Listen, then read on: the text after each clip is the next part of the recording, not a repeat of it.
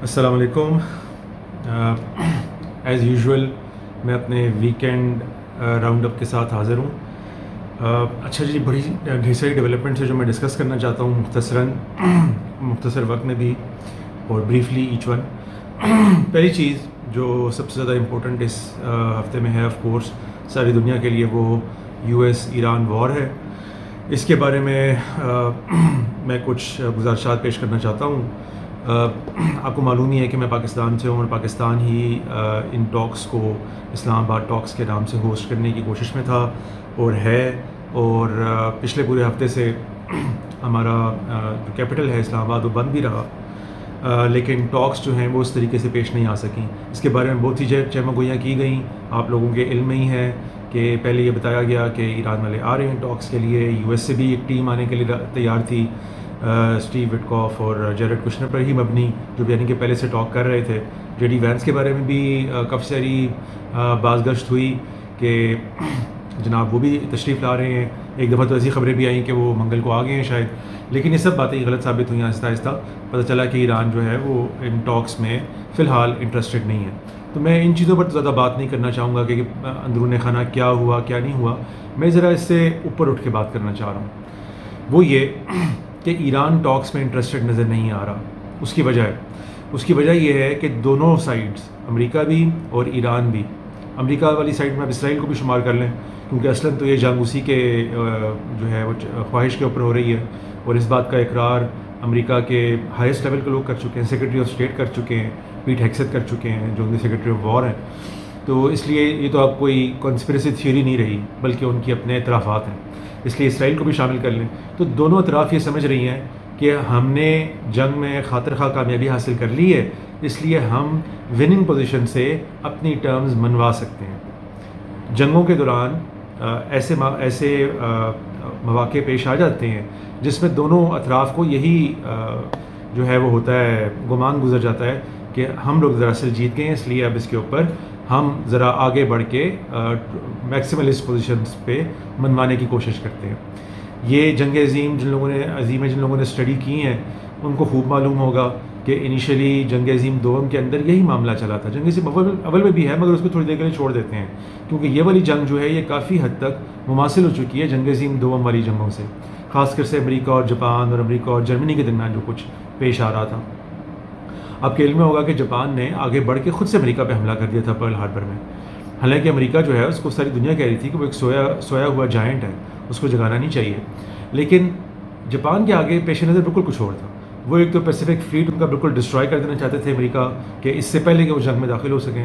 دوسرا وہ یہ جانتے تھے کہ ہم نے اگر ایک کاری ضرب ان کے اوپر لگا دی تو یہ چاکلیٹ کریم قسم کی قوم ہے، یہ دبک کے بیٹھ جائے گی، یہ کدھر اتنی دور آئے گی ہماری جیسی جنگجو قوم سے مقابلہ کرنے کے لیے، وہ پرلے محلے یعنی کہ دنیا کے دوسرے کونے میں. اور اس کو جنگ کا کوئی تجربہ بھی نہیں ہے کیونکہ اس سے پہلے تو امریکہ نے آئسولیشنسٹ پوزیشن اپنا رکھی تھی. اس نے کہا تھا کہ تم لوگ مرو کھپو یورپ والے، تم لوگ جنگیں کرتے رہتے ہو، ہم آرام سے امریکہ میں بیٹھیں گے، اپنے انٹرنل معاملات پہ فوکس کریں گے. اور باقاعدہ ان کے صدور اس سلوگن کے اوپر الیکٹ ہو رہے تھے کہ ہم جنگ عظیم میں شامل نہیں ہوں گے. اس لیے انہوں نے بڑا کیلکولیٹڈ رسک لیا اور یہ کر دیا. اس کے بعد بھی 2-3 سال پرل ہاربر کے بعد جب تک جنگ عظیم چلتی رہی ان کو یہی گمان تھا جاپان کو کہ ہم جنگ جیت جائیں گے. امریکہ کی اتنی انڈیورنس نہیں ہے، اتنی کیپیسٹی نہیں ہے. تو وہ وننگ پوزیشن سے ساری معاملات کرنے کی کوشش میں لگے ہوئے تھے کہ ٹھیک ہے پھر ہمارے ساتھ لے دے گا کوئی معاملہ کر لیں. لیکن ہوا یہی کہ ان کے اندازے، ان کے ایسٹیمیٹس غلط ثابت ہوئے. ایک تو امریکہ نے نہ صرف یہ کہ پیسیفک فلیٹ پر پورا تباہ نہیں کر پائے، امریکہ نے تھوڑے ہی وقت میں 1 سال کے اندر اپنی نیوی سے ساری کو بحال بھی کر لیا، بلکہ اس سے مزید کمک بھی آگے پہنچا دی. اپنی ساری فیکٹریوں کو جنگی فیکٹریوں میں چینج کر دیا. پورا نیشن اس جنگ کے پیچھے آگے کھڑا ہو گیا اور وہ حیرت زدہ رہ گئے جاپان والے. اور پھر کیا ہوا آپ کو پتا، جیسے جاپان نے یہ حرکت کی اس کے فوراً بعد جرمنی نے بھی امریکہ کے اوپر جنگ کا اعلان کر دیا اور ان کے شپس کو ٹارگٹ ہونا شروع کر دیا. تو ان سب کو یہ گمان تھا کہ یہ ایسا ہوگا. میں اس ساری اسٹوری سے یہ مورل نہیں اخذ کرنا چاہ رہا کہ امریکہ سے جو پھٹ ڈالے گا مارا جائے گا، نہیں. میں یہ اخذ کرنا چاہ رہا ہوں کہ جنگوں کے دوران ایسے مواقع پیش آ جاتے ہیں جس میں ایسٹیمیٹس لوگوں کے غلط ہو جاتے ہیں. وہ یہ سمجھ رہے ہوتے ہیں کہ ہم نے وننگ موو چل دی ہے، اب اس کے بعد کچھ نہیں ہو سکتا. تو جرمنی نے کیا کیا تھا، اس نے بھی یہی کہا تھا کہ بھائی ہم یہ سارے کا سارا اٹلانٹک میں جو ہے یعنی کہ پیسیفک میں ان کے ساتھ جنگ شروع ہو گئی جاپان کے ساتھ، اٹلانٹک میں جرمنی نے کہا کہ ہم آپ کے شپ سنک کر دیں گے. تو یعنی کہ وہ ساری سمندری راستے جن کو کھلا رکھنے کے لیے امریکہ نے، ان کے وڈرو ولسن نے جنگ عظیم اول میں باقاعدہ پلان بھی دیا کہ اس دنیا کو اب اس طرف موو کرنا چاہیے کہ ٹریڈ کی طرف آئے، ساری دنیا میں فریڈم آف موومنٹ ہو. پھر اٹلانٹک چارٹر طے ہو گیا امریکہ اور برطانیہ وغیرہ کے درمیان جنگ عظیم دوم میں، جس کے اندر انہوں نے یہی کہا کہ بھئی اس دنیا کو امن پسند اگر بنانا ہے تو اس کو ٹریڈ کی طرف لے کے آنا پڑے گا، تمام سمندری راستوں کو امن پسند بنانا پڑے گا، کسی کو اس پر اجارہ داری حاصل نہیں ہونی چاہیے. ہاں جس کسی نے کوئی بنا لی ہے، نہر بنا لی ہے، کوئی اور چیز بنا لی ہے، کوئی کنال بنا لیا ہے، ٹھیک ہے وہ اس کے اوپر ٹول شول لے لے، لیکن باقی جو نیچرل رستے ہیں ان کو کوئی نہیں روکے گا. یہ ٹریڈ کے لیے ساری دنیا کے لیے اوپن رہیں گے. یہ ایک ڈیل ہوئی تھی جس کو انشور کرنے کے لیے امریکہ نے پچھلے 50-60 سال سے سارے کام کاج کیے ہیں. اسی لیے ہم دیکھتے ہیں کہ دنیا نے اپنی تاریخ کا شاید بہترین دور دیکھا ہے ان پچھلے 50-60 سالوں میں. اور یہ صرف کوئی سیکولر پوائنٹ آف ویو سے نہیں، مذہبی پوائنٹ آف ویو سے بھی میں لوگوں کو سمجھا چکا ہوں کہ کیسے یہی عیسیٰ علیہ السلام کا نزول تھا، کیسے اسی دوران میں دنیا نے بہترین اپنے مواقع جو تاریخ کے پائے، خوشحالی پائی، آسودگی پائی، دوستیاں پائیں، دنیا کے اندر فریڈم آف موومنٹ تھا. کوئی اٹھ کے منہ اٹھا کے کہیں بھی چلا جائے دنیا کے اندر، اس کو کوئی خاص دقتیں پیش نہیں آتی تھیں. ملک کا پاسپورٹ لیں، ویزا لیں اور جائیں. ان سب کے پیچھے امریکہ، یورپ اور باقی ساری دنیا کا بھی یونائٹڈ نیشنز کے ذریعے سے ہاتھ تھا. اب ایران کیا سمجھ رہا ہے اس جنگ کے اندر؟ ایران بھی تقریباً اسی سٹیج پہ آ گیا ہے کہ اس نے یہ سوچا کہ اب اسٹریٹ آف ہرموز کو ہم روک دیتے ہیں، یہ ایک آرٹری ہے، اس میں ہم فریڈم کو روک سکتے ہیں، کیونکہ فریڈم کو روکنا بہت آسان ہوتا ہے، اس کو کھولنا بہت مشکل ہوتا ہے. یہ بالکل وہی بات جو اکثر آپ نے سنی ہوگی کہ ڈسٹرکشن نہایت آسان ہوتی ہے. آپ جو ہے دہائیوں میں بلڈ کی ہوئی کوئی چیز، باقاعدہ صدیوں میں بلڈ کی ہوئی کوئی چیز آپ چند سالوں میں گنوا سکتے ہیں، اور بلڈ کرنا جو ہے وہ اتنا ہی مشکل ہوتا ہے، ڈسٹرائے کرنا اتنا ہی ایزی ہوتا ہے. اسی طریقے سے کسی بھی نیچرل راستے کو روکنا، آپ ایک بندہ بٹھا کے کسی نیچرل لینڈ کے راستے کو روک سکتے ہیں کہ آپ کو نہیں پتا وہ کب کہاں سے کوئی فائر کر دے گا. ایک سنائپر بٹھا دیں، راستہ بلاک ہو جائے گا، بند ہو جائے گا. اس کو کھولنا نہایت مشکل کام ہوتا ہے. تو یعنی کہ اخلاقیات کے اعتبار سے زیادہ قوت ہمیشہ اس کو حاصل ہوتی ہے جو راستے کھولنے کی بات کر رہا ہو، نہ کہ بند کرنے کی بات کر رہا ہوں. تو ایران کو پتہ چلا کہ وہ آف کورس اس کو پہلے سے معلوم تھا کہ ہم امریکہ اور اسرائیل کا مقابلہ نہیں کر سکتے، ہم تو ان کو چھو بھی نہیں سکتے، وہ اتنی دور بیٹھے ہوئے ہیں ہم سے، وہ ادھر آ کے ہم پر حملے کر سکتے ہیں. تو ان کے پاس واحد جنگی راستہ یہ تھا کہ وہ اسٹریٹ کو بلاک کر دیں. وہ انہوں نے کر دی ہے. تو اب وہ یہ سمجھ رہے ہیں کہ یہ انہوں نے وننگ موو چل دی ہے، تو وننگ پوزیشن سے معاملات کرنا چاہ رہے ہیں. اور امریکہ وننگ اپنی طرف سے سمجھتا ہے کہ ہم نے ان کی ساری رجیم کو ختم کر کے رکھ دیا ہے، سارے ان کے لیڈرز تباہ مار دیے ہیں، چاہے وہ فوجی ہوں چاہے سویلین ہوں. اور باقی بھی ہم ان کو پتہ ہے کہ کتنے ہم ان کے اوپر حملے کر چکے ہیں، کتنی تباہی و بربادی پھیلا چکے ہیں. اور مزید تھریٹس آپ کے سامنے جو وہ وقتاً فوقتاً دے رہے ہیں ان کو کہ ہم آپ کے برجز تباہ کر دیں گے، پاور پلانٹس تباہ کر دیں گے، ہوش میں آ جاؤ. تو یہ وہ نہیں سن رہے ہیں. تو مجھے یہ لگتا ہے کہ اب یہ معاملات اسی طرف آگے بڑھیں گے کہ دونوں اطراف کو پہلے ایک آدھ باؤٹ اور لڑنی پڑے گی یہ سمجھانے کے لیے کہ کون آن ٹاپ ہے، تاکہ وہ اپنی باتیں منوانے کی طرف آ سکے اور دوسری پارٹی اب نیگوشیٹ کر کے کسی نیگوشیٹڈ سیٹلمنٹ کی طرف آ سکے. اگر یہ نہیں ہوگا تو دونوں اپنی میکسیملسٹ پوزیشنز لیں گے. اور ایران ابھی وہی ساری کی ساری موومنٹس کر رہا ہے کہ وہ رشیا میں جا رہا ہے، وہ سعودی عرب سے بات کر رہا ہے، ٹرکی سے کر رہا ہے، عمان میں بھی اسی لیے گیا ہے کیونکہ وہ بھی ان کے لیے ایک میڈیشن ہب ہے، پاکستان کے ذریعے سے کر رہا ہے. بلکہ اب تو سننے میں آ رہا ہے کہ وہ نیوکلیئر کے اوپر کوئی بات ہی کرنے کے لیے تیار نہیں ہے. وہ کہہ رہے ہیں وہ ساری آپ علیحدہ ٹاکس میں رکھیں، ابھی تو آپ یہ جنگ بندی کی اور اس کی اسٹریٹ آف ہرموز وغیرہ کی بات کر لیں. اب اسٹریٹ آف ہرموز کے اوپر میں ایک علیحدہ سے پروگرام پچھلا والا کر چکا ہوں. میں سمجھا چکا ہوں کہ کیسے میرے خیال سے ایران جو لائن ٹو کر رہا ہے وہ کم از کم کرنٹ دنیا کے قوانین کے تو مطابق نہیں ہے. اس کے بارے میں تفصیل سے وہاں پہ گفتگو کر چکا ہوں کہ کیسے جنیوا کنونشن پہلے کیا چل رہا تھا اور ان کلاز 3 جو ٹریٹی آف اوپن سیز ان کے درمیان ریسنٹلی ہوئی تھی 1970 سے شروع ہوئی تھی، پھر 1990 کے اندر آ کے سب نے اس کو ریٹیفائی بھی کر دیا تھا. ایران نے اس کو ریٹیفائی نہیں کیا ہوا، امریکہ نے ریٹیفائی نہیں کیا ہوا. تو اس کے تحت یہ لوگ معاملات لے کے آگے چلنا چاہ رہے ہیں اور اس کے اندر اسٹریٹ آف ہرموز کی اوپن اسٹریٹ ہے.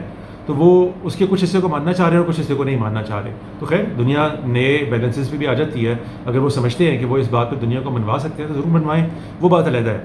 لیکن مجھے یہ لگ رہا ہے کہ امریکہ نے یہ ٹائم جو بیچ میں گیپ آیا سارے کا سارا اس میں، اور یہ اس کی نیوز رپورٹس بھی آپ دیکھ سکتے ہیں چینل پہ، اس نے ری اسٹاک کیا ہے اپنے سارے گلف کے بیسز کو، اور جو ان کا فلیٹ پہنچا ہوا ہے عریبین سی میں اور پرشین گلف کی طرف اور ایون میڈیٹرینین سی میں، وہ اس کو ری آرم کیا ہے, ری اسٹاک کیا ہے, انہوں نے کچھ نئے ویپنس پہنچا دیے ہیں. ابھی ریسنٹلی رپورٹ تھی کہ انہوں نے اپنی جو نیوکلیئر سب مرین ہے, غالباً جارج ڈبلیو بش ہے, اس پہ انہوں نے اپنے وہ جو لیزر ان کا سسٹم ہے لوکسٹ کا, جو یہ ڈرونز وغیرہ کو اور اس طرح کی پروجیکٹائلز کو روکنے کے لیے انہوں نے بنایا ہوا ہے, جس میں ان کا کچھ بھی نہیں خرچ ہوتا. یعنی اس سے پہلے تو مسئلہ یہ تھا نا کہ ان کی طرف سے ایک شاہد ڈرون آتا ہے جس کی میکسیمم قیمت $20,000 بتائی جاتی ہے, اور ادھر سے انٹرسیپٹ کرنے کے لیے ان کا ESSM آتا ہے یا کوئی اور میزائل جاتا ہے جس کی کم سے کم قیمت $1 ملین ہے.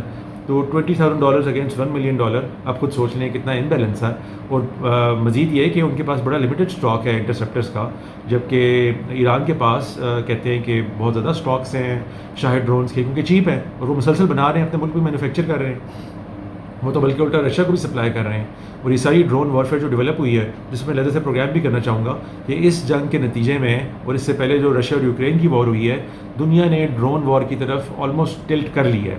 اب یہ جو بھی جنگیں ہوں گی وہ ڈرون وارفیئر کے ذریعے سے ہوں گی, وہ سوام وارفیئر کے ذریعے سے ہوں گی, کہ اوور ویلم کر دیا جائے ڈیفینسز کو. یہ جتنے ورلڈ وار 2 کے بعد میں بنے ہوئے جتنے سسٹمز ہیں نا, جو ریڈارز ہو گئے اور انٹرسیپٹرز ہو گئے, یہ سب بڑی حد تک بڑی لمیٹڈ یوز میں چلے جائیں گے. اور زیادہ جو آپ کہیں کہ اوپن بیٹل ہوا کرے گی, اس میں یہ والے ایمونیشن استعمال کریں گے, اس پہ انشاءاللہ سے بات کریں گے. تو انہوں نے وہ لیزر اپنا سسٹم جو لوکسٹ کے نام سے ہے, ان کا ہیلیوز باقی بھی سسٹم ہے, لیکن لوکسٹ کی تو باقاعدہ میں نے رپورٹ پڑھی ہے کہ وہ انہوں نے اپنی نیوکلیئر سب مرین پہ ڈپلوائے کر دی ہے.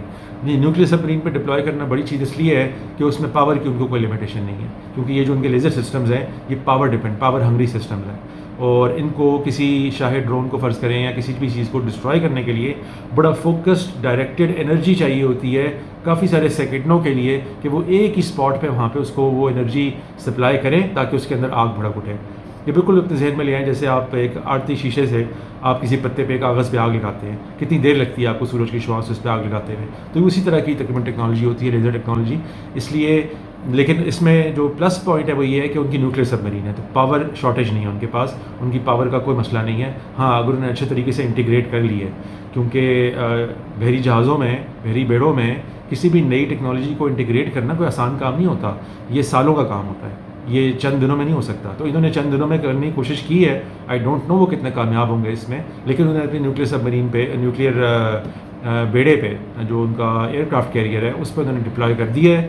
تو اب وہ اپنے آپ کو بالکل کمفرٹیبل پاتے ہیں کہ اگر وہ کوئی اٹیک کرتے ہیں تو وہ رسپانس کو کیٹر کرنے کے لیے تیار ہیں. اس لیے مجھے لگتا ہے یہی ہے کہ یہ جو انہوں نے سارا اپنا ری اسٹاک کیا ہے, امیس کیا ہے.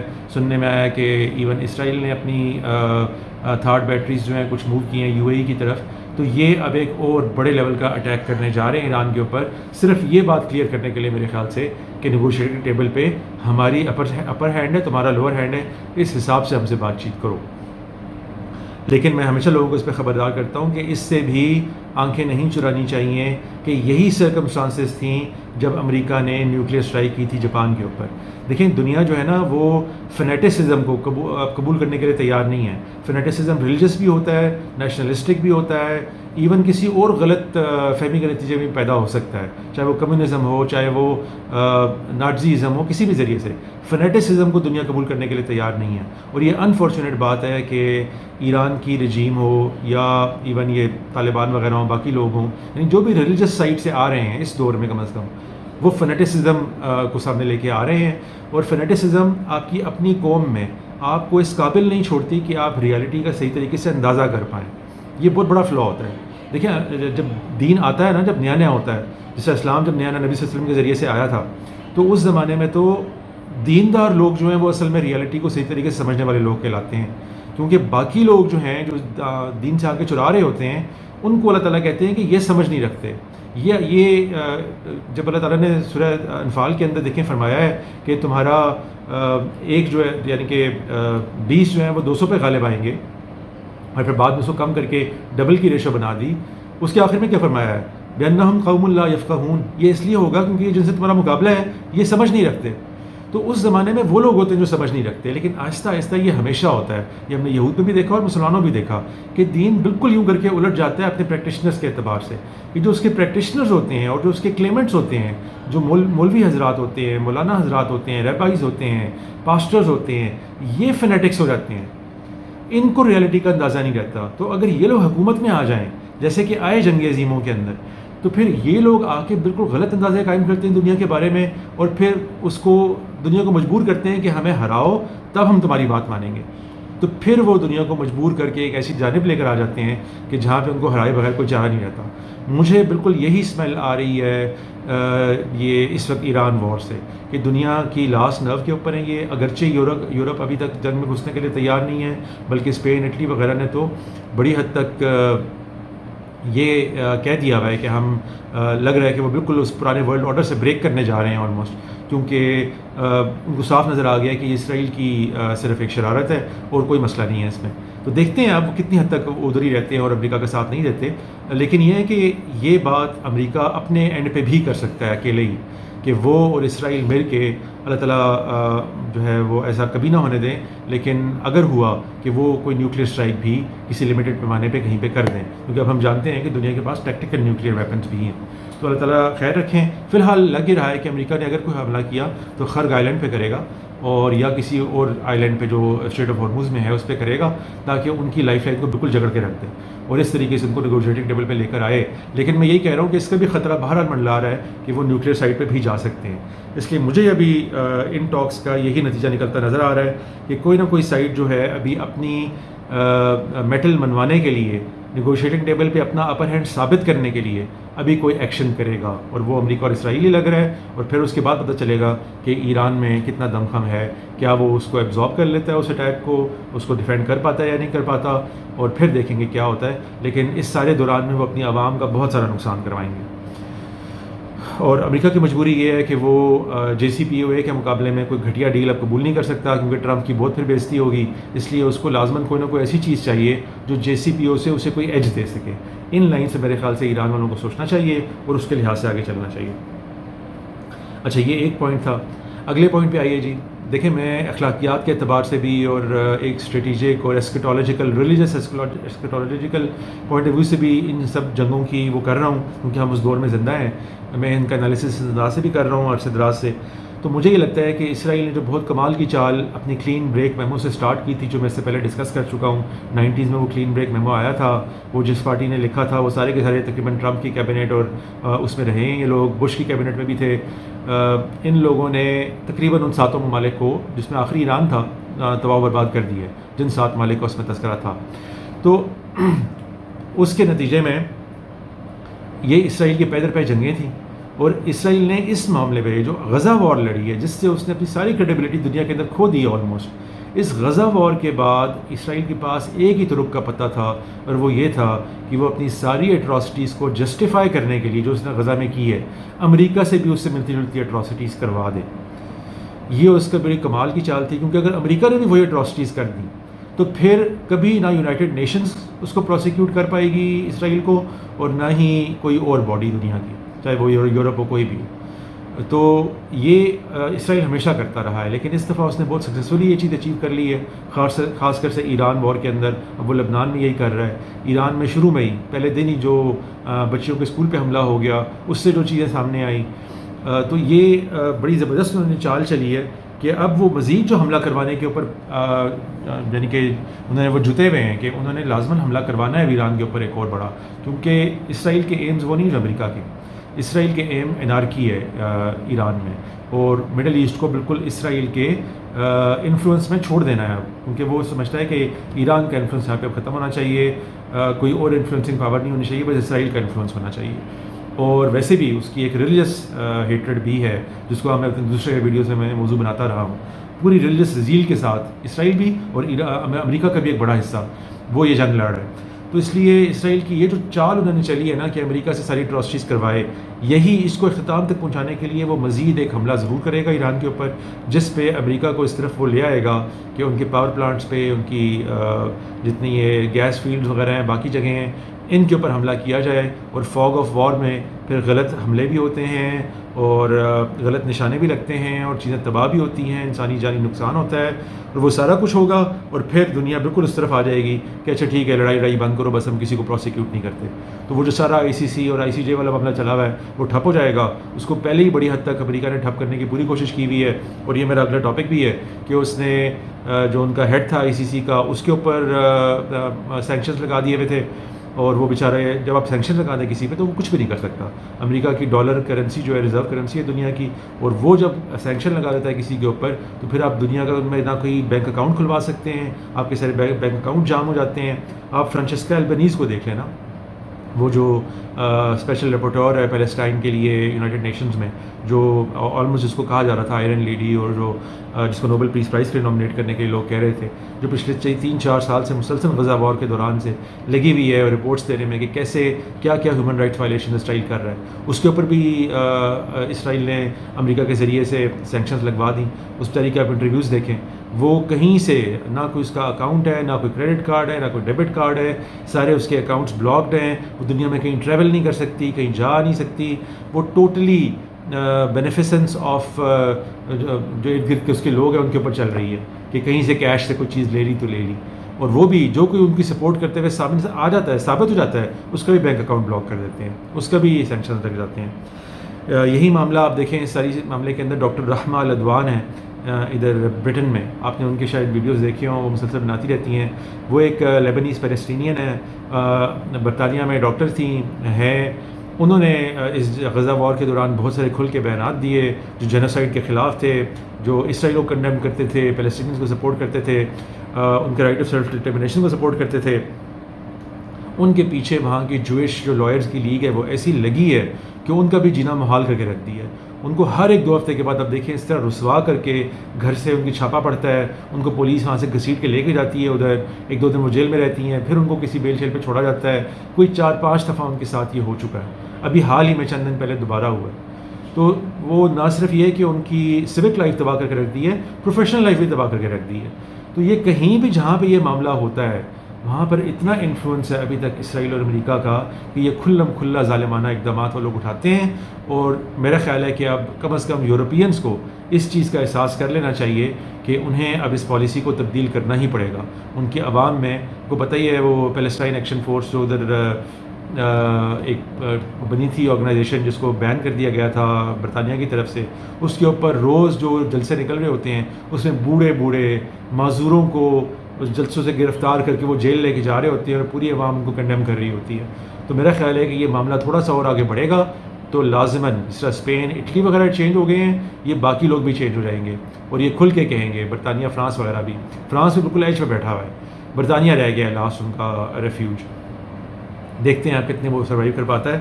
تو یہ میں نے کہا ان جو ڈیولپمنٹس ان کو بھی ڈسکس کر لوں کہ یہ جو سینکشنز والا سارا معاملہ چل رہا ہے انڈیویجولس کے اوپر, اور یہ جو ڈسبینڈ کرنے والا اور پرسکرائب کرنے والا مختلف پیلسٹینین کازز کو مغرب میں جو سارا موو چل رہی ہے, یہ ابھی تو اپنی مزید ایکسٹریم تک پہنچے گی, اس نے بھی کرشنڈو اچیو نہیں کیا اپنا, لیکن دنیا کے اس کے اوپر تاثرات بہت بدل رہے ہیں اور زیادہ عرصہ سسٹین نہیں کر پائے گا یورپ. ان کی عوام جو ہے وہ مورل ویلیوز رکھتی ہے بہت ساری, اور وہ نہیں برداشت کر پائیں گے یہ اس قسم کی ساری چیزیں زیادہ عرصہ. اس لیے جو کچھ اسرائیل امریکہ نے کرنا ہے ابھی جلدی کرنا ہے.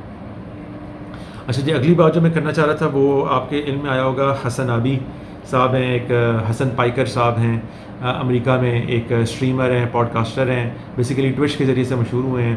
وہ اصل میں تو وہ ینگ ٹرکس جو TYT ایک آرگنائزیشن ہے ادھر امریکہ میں, اس کے ممبر تھے, لیکن ان کی اصل میں وہ بھتیجے ہیں ان کے جینک ایگر کے, جو آپ بڑے مشہور ان کا پروگرام ہوتا ہے TYT کا, ینگ ٹرکس کا, بہت مشہور پوڈ کاسٹر سے دراز سے ان کی. آپ نے اگر اینا کیسپیرین کو سنا ہو تو اینا کیسپیرین بھی وہیں پر TYT میں ہوتی ہیں. تو ان کا بھتیجا حسن پائکر ہے, یہ ٹویچ پہ اسٹریمنگ کیا کرتا تھا گیمز وغیرہ کی, وہاں سے مشہور ہوا, اب لیفٹ ونگ کی آنکھوں کا تارا ہے. دیکھیں پوڈ کاسٹنگ جو ہے نا وہ ایک بہت ہی رائٹ ونگ سی چیز بن گئی ہوئی ہے ریسنٹ ایئرز میں. آپ دیکھیں جتنے رائٹ ونگ کے پوڈ کاسٹرز ہیں وہ ٹاپ پہ ہیں. آپ نے ٹکر کارلسن کا نام سنا ہوگا, آپ نے جو روگن کا سنا ہوگا, کینڈس ایونز کا سنا ہوگا, این کیرل کو سنا ہوگا, یہ سب ٹاپ کے پوڈ کاسٹرز ہیں وہاں پہ. یہ سب رائٹ ونگ ہیں, ایکسٹریم رائٹ ونگ, یہ کنزرویٹو ویلیوز رکھتے ہیں سارے کے سارے. تو ایک لیفٹ ونگ پوڈ کاسٹر کا اتنا ہٹ ہونا نا یہ بڑی آؤٹ آف دی آرڈینری بات ہے. اس لیے ان کو لیفٹ ونگ بہت سپورٹ کر رہا ہے, مگر وہی بات ہے کہ وہ لیفٹ کے اندر بھی بڑی بائیفرکیشن ہوتی ہیں, اس پہ آتے ہیں. جو مسئلہ ہوتا ہے لیفٹ ونگ میں پوڈ کاسٹرز کیوں نہیں بہت زیادہ ہٹ ہو پاتے، اس کی وجہ یہ ہوتی ہے کہ لیفٹ ونگ میں سارے لوگ زیادہ تر پڑھے لکھے لوگ ہوتے ہیں، یہ بہت ریشنل لوگ ہوتے ہیں، بہت ہائیلی کوالیفائڈ لوگ ہوتے ہیں، دنیا کو ریزنیبل طریقے سے اپروچ کرنے والے لوگ ہوتے ہیں، دین سے دور لوگ ہوتے ہیں، ان کی لبرل ویسٹرن ویلیوز ہوتی ہیں، ڈیموکریٹک ویلیوز ہوتی ہیں۔ ان لوگوں میں کسی بندے کا ہٹ ہونا بہت مشکل کام ہوتا ہے، یعنی یہ رائٹ ونگ پوڈ کاسٹرز تو کوئی بھی بونگی مار کے ہٹ رہتے بھی اور ہو بھی جاتے ہیں نا، کیونکہ ان کے آگے آڈینس بھی ایسی ہوتی ہے جو بس کلٹ کے ماحول کے اندر ان کے ساتھ ہوتی ہے۔ لیفٹ میں ایسے نہیں ہوتا، اسی لیے لیفٹ کی گورنمنٹس بھی انتہائی انسٹیبل گورنمنٹس ہوتی ہیں دنیا بھر کے اندر، کیونکہ وہ مورل سٹانس پہ کھڑی ہوئی ہوتی ہیں، اور مورل سٹانسز جو ہیں وہ دنیا کے اندر بہت ہی کمزور شیکی فاؤنڈیشن پرووائڈ کرتی ہیں آج کل، کیونکہ لوگ مورل نہیں ہوتے۔ لوگ جو ہیں وہ کہہ دیتے ہیں کہ ہم مورل ہیں، جیسے رائٹ ونگ والے بھی یہ کلیم کرتے ہیں کہ ہم تو مورالٹی پہ کھڑے ہوئے ہیں جی، لیکن وہ دراصل ریلیجس کلٹزم پہ کھڑے ہوئے ہوتے ہیں جو نہایت سٹیبل بنیاد فراہم کرتی ہے۔ وہ جو ٹرمپ نے کہا تھا کہ میں 5ویں اسٹریٹ پہ کے درمیان میں کھڑے ہو کے بھی گولی مار سکتا ہوں کسی کو، تب بھی میری ووٹ بینک لوز نہیں ہوگا، یہی حال ہوتا ہے سب کا۔ جو روگن کچھ بھی کہتا رہے، کینڈس اوونس کچھ بھی کہتی رہے، ٹکر کارلسن کچھ بھی کہتا رہے، اس کے آڈینس نے کہیں نہیں جانا، لیکن لیفٹ ونگ میں پوڈ کاسٹرز کا اوپر آنا نیکسٹ ٹو امپاسبل ہوتا ہے، اور پھر رہنا۔ تو حسن پائکر صاحب پچھلے بہت عرصے سے بہت زیادہ ویورشپ ہے ان کی، دنیا ڈری ہوئی ہے، اس لیے اب ہاتھ دھو کے یہ رائٹ ونگ والے جو سارے اب حکومت میں آئے ہوئے ہیں امریکہ میں، اس کے پیچھے پڑ گئے ہیں۔ اس میں سب سے بڑا نام لورا لومر صاحبہ کا ہے، وہ شی از اے ویری ڈینجرس وومن، جو جس کا نام لیتی ہے ٹرمپ جو ہے اس کے اوپر فوراً ایکشن لے لیتا ہے۔ ابھی تھوڑے عرصہ پہلے جیسے ایران وار شروع ہوئی تھی تو اس نے 2-3 خواتین جو وہاں پر بڑی بڑی یونیورسٹیوں میں پروفیسر تھی، پڑھا رہی تھیں، ان کا تعلق انہوں نے الیج کیا کہ جی یہ تو قاسم سلیمانی اور فلاں کے ساتھ، یہ فلاں کی بھتیجی ہے، یہ ہے وہ ہے۔ تو بھائی کوئی کسی کا ہی بھتیجا ہوا کرے، امریکہ تو ان ویلیوز پہ بنا ہے کہ آپ کے والدین، آپ کی باقی چیزوں کو ہم نہیں دیکھیں گے، ہم آپ کی کارکردگی کو دیکھیں گے، آپ ادھر آئیں، آپ انڈیویجول ہیومن بینگ ہیں، آپ کی اپنی پرسنالٹی ہے، ہم آپ کو کچھ نہیں کہیں گے۔ لیکن لورا لومر نے اتنی کیمپین کی، ایک تو وہ جھوٹی کیمپین تھی، وہ قاسم سلیمانی کچھ بھی نہیں لگتی تھی، لیکن ان سب کو انہوں نے ڈیپورٹ کرانے کے لیے پکڑوا لیا اور بند کروا دیا، جو کہ نہایت افسوسناک بات چیت چل رہی ہے۔ اور اس کے نتیجے میں پھر اب حسن پائکر کے پیچھے وہ ہاتھ دھو کے پڑ گئی ہے، اور جس کے پیچھے وہ ہاتھ دھو کے پڑتی ہے تو یہ انفارچونیٹ حقیقت ہے کہ پھر ان کا بچنا بڑا مشکل ہو جاتا ہے۔ تو چونکہ یہ سارے لوگ مسلمان ہوتے ہیں، مسلمانوں سے ویسے ایک وینڈیٹا ٹائپ کا معاملہ چل رہا ہے ویسٹ میں عرصہ دراز سے، اور پھر حسن پائکر صاحب چونکہ ٹرکش ہیں ڈسینٹ سے اپنے، اور ادھر رہ کر بہت زیادہ لیفٹ کی کازز کو، کمیونزم کی کازز کو سپورٹ کر رہے ہیں، تو وہ والا اسپیکٹ بھی شامل ہو جاتا ہے لورا لومر کی سپورٹ میں۔ تو دیکھیں ان کے ساتھ کیا بنتا ہے، لیکن آپ سنے جا کر حسن پائکر صاحب کو مسئلہ وہی ہوتا ہے جو جس طرح زہران ممدانی کے ساتھ ہے، وہی حسن پائکر کے ساتھ بھی ہے۔ یہ لوگ بہت ایکسٹریم فار لیفٹ پہ نکل جاتے ہیں، یہ باقاعدہ سوشلزم اور کمیونزم کے بارے میں بات چیت کرنا شروع کر دیتے ہیں، جس کے خلاف امریکہ جیسے ملک نے تو پوری دنیا میں جنگ لڑی ہے، اس نے اپنے 50 سال ضائع کیے ہیں اس جنگ کے اندر کہ جی کسی طریقے سے ہم کمیونزم کو دنیا میں نہ پنپنے دیں۔ تو وہاں پر بیٹھ کر سوشلسٹ ویلیوز کو پروموٹ کرنے کی طرف جانے کے لیے یہ لوگ بڑی خطرناک لائن ٹو کرتے ہیں۔ تو آپ ان کے اندر 100 اچھائیوں کی بات کریں، سب کچھ کریں، آپ کو یہ پتہ ہونا چاہیے کہ نہ تو یہ کہ کمیونزم کا اسلام سے کوئی میل ہے، اور نمبر 2 وہ ایک اپ ہل بیٹل لڑیں گے وہاں پہ، کیونکہ کمیونزم کی وہ نہیں ہے، کوئی پذیرائی نہیں ہے ویسٹ میں۔ تو یہ حسن پائکر صاحب کے لیے بھی مشورہ میرا یہی ہوگا، اگر ان تک کوئی میری بات پہنچے گی کبھی، میں انگلش کی چینل بھی بنا رکھتا ہوں، وہاں پہ بھی انشاءاللہ اس طرح کا ویڈیو ڈالوں گا کہ پلیز اپنی کمیونزم یا سوشلزم کی سپورٹ کو ذرا کم کریں، باقی آپ کی ساری موو کو لبرل لیفٹ لے کے آگے بڑھنے کے لیے تیار ہے، لیکن یہ برنی سینڈرز کا ورژن، یہ AOC کا ورژن، یہ اتنا پاپولر نہیں ہو سکتا مغرب میں کبھی بھی۔ اگر کبھی ان کی حکومت آ بھی گئی تو وہ انتہائی شارٹ لیوڈ ہوگی، کیونکہ وہاں پر ایک نیچرل وسرل ہیٹریڈ ہے کمیونزم اور سوشلزم کے لیے ان کی ساری سوسائٹی میں۔ تو یہ ایک انفارچونیٹ حقیقت ہے کہ وہاں پر کوئی مسلمان اگر اوپر آتا بھی ہے تو ذرا سی اس کے بارے میں ریسرچ کرو تو پتہ چلتا ہے کہ ڈیم اٹ یہ تو سوشلسٹ ہے۔ اچھا جی، اگلا ٹاپک جی ہے کہ آپ نے دیکھا ہوگا فیک ایران ویڈیوز آ رہے ہیں ایران وکٹمز کے، یہ بھی ایک آج کل AI کے ہم زمانے میں رہ رہے ہیں۔ ایک جنریٹو AI فار گڈ کے نام سے ایک کمپنی ہے، وہ یہ ویڈیوز بنا رہی ہے، اور وہ کر کیا رہے ہیں کہ وہ ایسے ایرانین وکٹمز کے ویڈیوز بنا کے سوشل میڈیا پہ ڈال رہے ہیں جس میں ایرانین وکٹمز یہ اپنی اوپنلی داستانیں سناتے ہوئے نظر آتے ہیں کہ جی ہمارے ساتھ IRGC نے، ایران کی اور دوسری افواج نے فلاں زیادتیاں کی، ہمارا ریپ کیا، ہمیں مارا، ہمارا گینگ ریپ ہوا، یہ ہوا وہ ہوا، یہ سب باتیں وہاں پہ کرتی نظر آتی ہیں، پھر روتی ہیں، سب کچھ کرتی ہیں۔ تو یہ ایک ایموشنل بلیک میل پھر دنیا ہوتی ہے اس سے. یہ ویسٹرن ورلڈ کے بارے میں یہ اسرائیل والے جانتے ہیں کہ اگر اپنے یورپ کو موو کرانا ہے کسی بات کے اوپر تو ان کو کوئی ایموشنل امیج دکھائیں. یا آپ کو یاد ہو گئے جو سارا امیگریشن کا مسئلہ چل رہا تھا سیرین وار کے سٹارٹ پہ, تو جرمنی جو ہے وہ امیگرینٹس کو لینے کے لیے تیار نہیں تھا. تو اینگلا مرکل کے سامنے کیسے پھر وہ ایک بچہ جو بیچ پہ مرا ہوا ریت میں دبا ہوا پڑا ہوا تھا بے یار و مددگار, اس کے امیج نے پھر جا کے جرمنی کو ہلایا اور انہوں نے میسو ترین پھر امیگرینٹس کو آنے کی اجازت دی. تو اسرائیل یہ بات جانتا ہے کہ ایموشنلی ہم نے ان کو مینیپولیٹ کر سکتے ہیں یورپ کو جو جنگ میں نہیں آنا چاہ رہا. تو انہوں نے یہ بڑا خطرناک چال چلی ہے, ایک چینل بنایا ہے جس سے وہ ایرانین وکٹم سامنے آ رہے ہیں. ٹرمپ صاحب نے چند دن پہلے اس کو ٹویٹ بھی کر دیا, ری ٹویٹ کر کے کہ ان 8 وکٹمس والے دیکھو ٹرمپ کی تعریف کر رہے ہیں اور ہم نے ان کو بچانے کے لیے ایران میں جانا ہے. ان چینلز کو انالائز کر کے تمام اے آئی کے مختلف ایکسپرٹس نے الجزیرہ نے تو پوری ڈاکیومنٹری چھوٹی سی بنا دی ہے, باقاعدہ چلایا ہے کہ یہ اے آئی ویڈیوز ہیں, یہ ریئل لوگ ہیں ہی نہیں جو اس میں یہ بات چیت کر رہے ہیں. تو اب ہم اتنے خطرناک دور میں داخل ہو گئے ہیں کہ اس طرح کے پروپیگنڈے کو ٹائملی ایڈریس کرنا بھی نہایت مشکل کام ہو گیا ہے.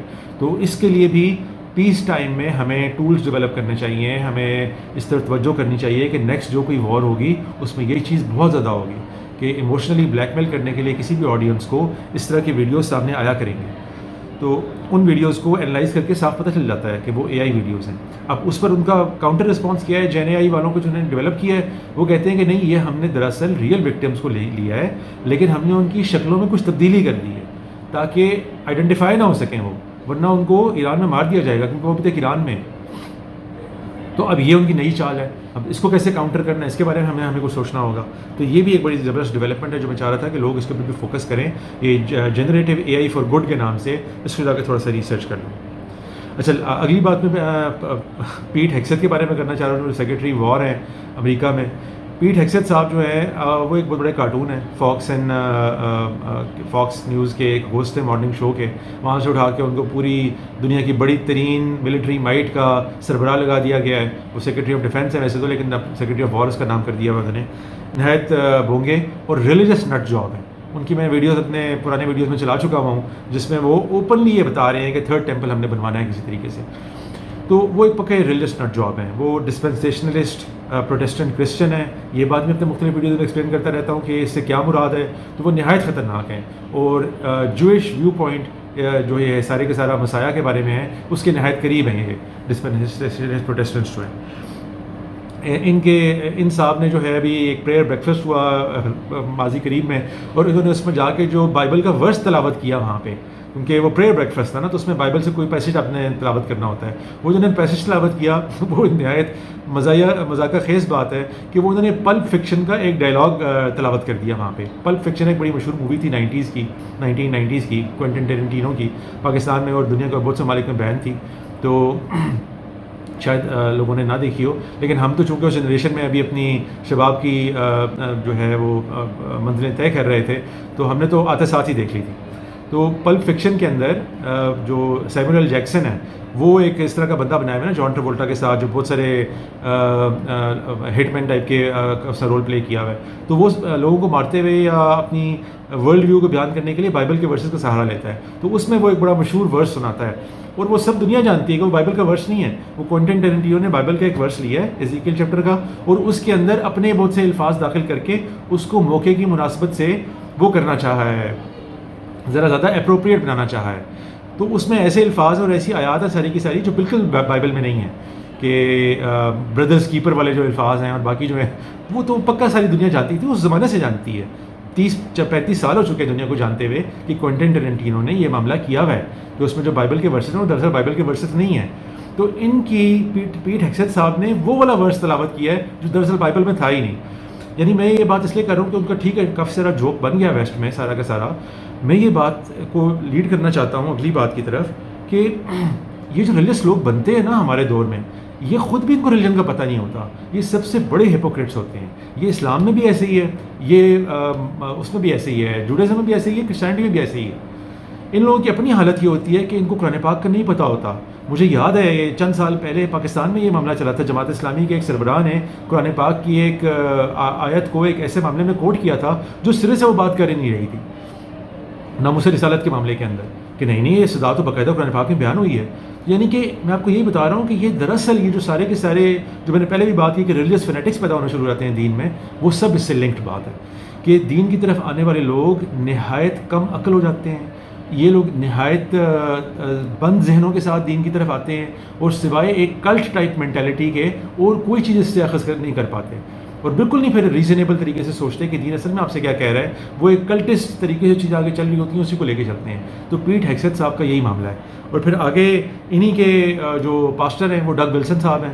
آپ کو پتہ نہیں ان کا پتہ ہے کہ نہیں پتہ. ڈگ ولسن صاحب بڑے مشہور ہیں وہاں پہ، کرسچن نیشنلسٹ ہیں ادھر یہ امریکہ کے اندر. ان کو حال ہی میں سیم ہیرس جیسے بندے نے جو ایتھیسٹ ہے اس نے بھی ان کا انٹرویو کیا. پیئرس مارگن پہ ابھی چند دن پہلے بھی آئے ہیں جس میں ہمارے جو پاکستانی وجاہت علی صاحب ہیں امریکہ میں، انہوں نے ان کی کلاس بھی لی ہے. ایون وہ بلوک والے صاحب نے بھی ان کی کلاس لی ہے، کیونکہ یہ بالکل نٹ جابز ہوتے ہیں، اوپنلی ایسی باتیں کر رہے ہوتے ہیں جو تمام لبرل ویسٹرن ڈیموکریٹک ویلیوز کے خلاف جاتی ہیں کہ عورتوں کو ووٹ کا حق نہیں ہونا چاہیے جی، اور برابری نہیں ہونی چاہیے، اور یہ سارے کے سارے جو یہ غیر کرسچنز ہیں ان کے ساتھ فلانا طریقے سے ڈیل کرنا چاہیے.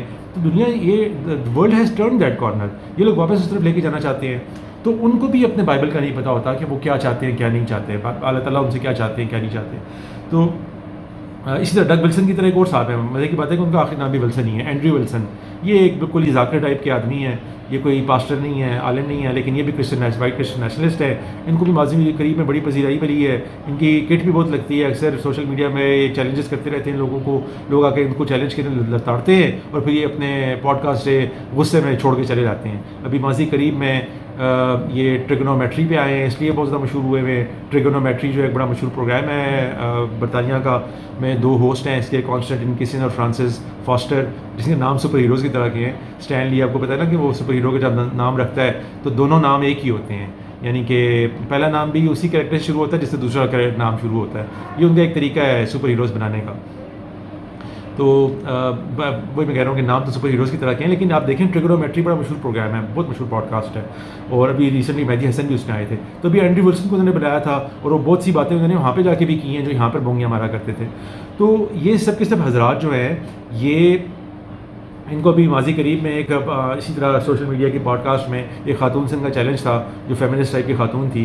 تو باقی تو وہ لڑتاڑ رہے تھے، اس خاتون نے ان کی جب زوجہ کا ذکر کیا کہ آپ جو ویلیوز بتا رہی ہیں اس کے بالکل خلاف آپ نے شادی کی ہے، آپ کی زوجہ نے یہ کچھ کیا ہوا ہے، تو اس پہ وہ تل ملائے اور گالی گلوچ کر کے وہاں سے اٹھ کے چلے گئے. تو میں بتا رہا ہوں یہ لوگ ہپوکریٹس بھی ہوتے ہیں، یہ لوگ دین کا علم بھی نہیں رکھتے ہوتے ہیں، یہ لوگ بالکل کلٹسٹ ہوتے ہیں، اور یہ لوگ انفارچونیٹلی دین کو جو ہے نا اپنی they are wearing it on their sleeves اور اس کی کاز کو آگے لے کے چلنے کے دعوے دار ہوتے ہیں. تو ان لوگوں کی باتوں میں کبھی نہیں آنا چاہیے، اور یہ نہایت خطرناک چیز ہوتی ہے. وہ چاہے ڈگ ولسن ہو، چاہے اینڈریو ولسن ہو جو ان کے اسپریچول لیڈرز ہوتے ہیں، یا پولا وائٹ ہو. آپ نے پولا وائٹ کو دیکھا وہ کتنی پاگل خاتون لگتی ہے جو پاسٹر کھلاتی ہے ٹرمپ کی، یعنی کہ اس کی اسپریچول ایڈوائزر ہے. کبھی جا کے اس کے یوٹیوب پہ ویڈیوز دیکھیں پولا وائٹ صاحبہ کی.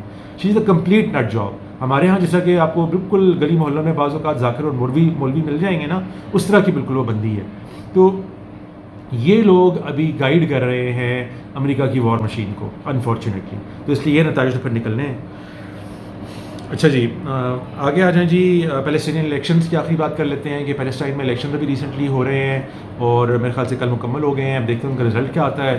اور لگ ایسے ہی رہا ہے کہ جو فتح کا جو پی ایل او کا جو ونگ ہے پیسفل والا، جو محمود عباس صاحب جس کو ہیڈ کر رہے ہیں، وہی لیڈ کرے گا ان کے اندر. حماس نے تو وہی نہیں کیا، کنٹیسٹ نہیں کیا الیکشنز کو، بلکہ وہ صرف سیکورٹی وغیرہ پرووائڈ کر رہے ہیں. تو وہ صرف ایک شہر میں رہا ہے، دید بلا ہے کہ کیا نام ہے اس جگہ کا، اس شہر میں صرف ہو رہا ہے کیونکہ باقی جگہوں پر تو جنگی ماحول ہے. تو دیکھتے ہیں الیکشن سے کوئی بہتری آتی ہے کہ نہیں آتی. ویسے بہت مشکل لگ رہا ہے. یہ دنیا اب جس طرف آگے بڑھ چکی ہے ٹرمپ کے زیر قیادت، کہ غزہ کو بھی وہ ایک اور ہی ہاؤسنگ سوسائٹی میں تبدیل کرنے میں لگے ہوئے ہیں. لگتا نہیں ہے کہ الیکشن سے کوئی بڑا فرق پڑے گا. ہاں البتہ یہ ہو جائے گا کہ شاید کوئی تھوڑا بہت کوئی سیمبلنس آف کیا کہیں نارملسی دنیا کو بتا پائیں پیلسٹینینز کہ ہم جنگ کو ترک کر کے اس طرف آ چکے ہیں. شاید اس سے کوئی ان کو فوائد حاصل ہو جائیں. بہت مشکل لگ رہا ہے کیونکہ ویسٹ بینک میں بھی آپ دیکھیں آئے دن مسائل چل رہے ہیں اور لوگوں کو قتل و غارت کی جا رہی ہے، ڈسپائٹ دی فیکٹ کہ وہاں پہ حماس سے ویسے ہے ہی نہیں. تو اب یہ ویسٹ بینک والی پاور جو ہے اگر غزہ کے اندر بھی آ جاتی ہے تو ان دا لانگر رن تو خیر اس سے فوائد حاصل ہوں گے. شارٹر رن میں مجھے نہیں پتا اس سے کیا کوئی اس کا کوئی ڈینٹ ڈال پائے گا یہ امریکہ اور اسرائیل کی پالیسی میں یا نہیں. لیکن بہرحال الیکشنز کا ہو جانا یہ خوش آئند اقدام ہے. باقی میں کچھ اور باتیں کرنا چاہ رہا ہوں. چرچ اور ٹرمپ کے درمیان جو مسائل چل رہے ہیں، اس میں پوپ نے کچھ باتیں کی، ٹرمپ نے اسے کچھ جوابات دیے، پھر ٹکر کارلسن، کینڈس اوونز نے کچھ باتیں کی اسی سے ریلیٹڈ، کیتھولسزم سے ریلیٹڈ. تو ان سب کے بارے میں بات کرنا چاہتا ہوں، لیکن اس کو میں ایک سیپریٹ ویڈیو میں کوشش کرتا ہوں کہ گفتگو کا موضوع بناؤں. السلام علیکم.